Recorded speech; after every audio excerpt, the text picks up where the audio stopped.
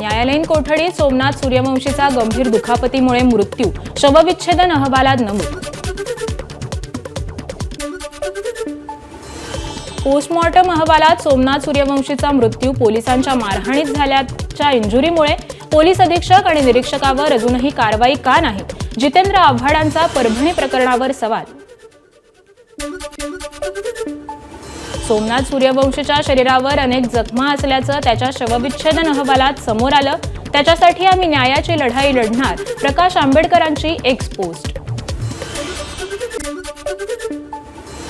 सोमनाथ सूर्यवंशीच्या मृत्यूची चौकशी CID आणि SIT मार्फत झाली पाहिजे. तसंच त्याच्या कुटुंबियांना सरकारनं मदत करावी, वडार समाजाचे नेते विजय चौगुले यांची मागणी.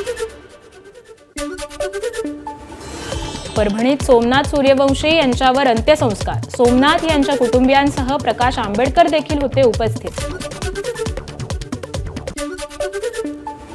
परभणीतील हिंसाचाराचे पडसाद. लातूरमध्येही विविध संघटना आणि व्यापाऱ्यांचा एकत्रित बंदमध्ये सहभाग.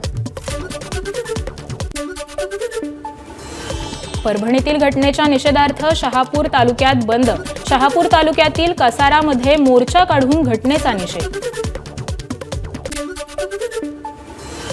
वाशिममध्ये दलित संघटनांकडून अकोला हैदराबाद महामार्गावर रास्ता रोको आंदोलन. सोमनाथ सूर्यवंशीला न्याय देण्याची आणि परभणीत दलित संघटनेच्या कार्यकर्त्यांवरील गुन्हे दाखल घेण्याची मागणी करण्यात आली. आंबेडकरी चळवळीतील ज्येष्ठ नेते विजय वाकोडे यांचं निधन. सोमनाथ सूर्यवंशी यांच्या प्रकरणी कारवाईच्या मागणीसाठी केलेल्या आंदोलनात त्यांना हृदयविकाराचा झटका आल्यानं मृत्यू. आज आंतरवाली सराटीत जरांगेंची पत्रकार परिषद. सकाळी 11 वाजता जाहीर करणार सामूहिक आमरण उपोषणाची तारीख. छगन भुजबळांना मंत्रिमंडळात का घेतलं नाही हा आमचा प्रश्न नाही. मराठा आरक्षणाच्या मारेकऱ्यांचं आम्हाला देणं घेणं नाही. मनोज जरांगेंची भुजबळांवर प्रतिक्रिया.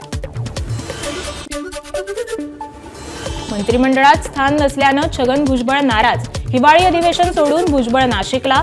कार्यकर्ते पदाधिकाऱ्यांची भेट घेऊन पत्रकार परिषदेत भूमिका स्पष्ट करण्याची शक्यता.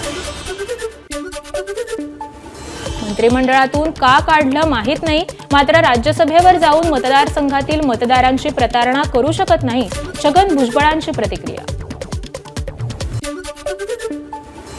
छगन भुजबळ राष्ट्रवादीचा आत्मा शरीर सोडून जात नसतो, ते नाराज नाहीत. राष्ट्रवादीचे आमदार अमोल मिटकरींची प्रतिक्रिया. छगन भुजबळांची नाराजी अजित पवार दूर करतील. OBC नेते आहेत म्हणून डावललं जाण्याचा प्रश्न नाही. भुजबळ ज्येष्ठ नेते आहेत, वेगळी भूमिका घेणार नाहीत. धनंजय मुंडेंना विश्वास. ओबीसींच्या हक्काच्या रक्षणासाठी भुजबळांनी नेहमी भूमिका मांडली.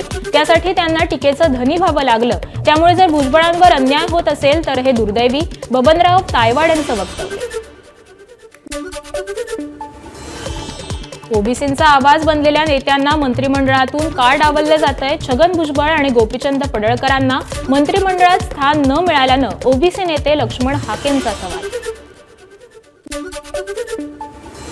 मंत्रिमंडळातून डावललं जाणं हा फक्त भुजबळांवर नाही तर ओबीसी चळवळीवरचा अन्याय.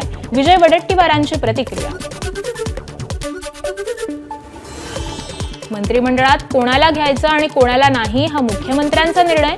छगन भुजबळांना भविष्यात राष्ट्रवादी आणि महायुती चांगलं स्थान देईल. चंद्रशेखर बावनकुळेंची प्रतिक्रिया. मंत्रिमंडळात वर्णी न लागल्यामुळे तानाजी सावंत समर्थक आक्रमक. धाराशिवच्या परंडा इथं तानाजी सावंतांच्या समर्थनार्थ घोषणाबाजी. एबीपी माझा, उघडा डोळे बघा नीट.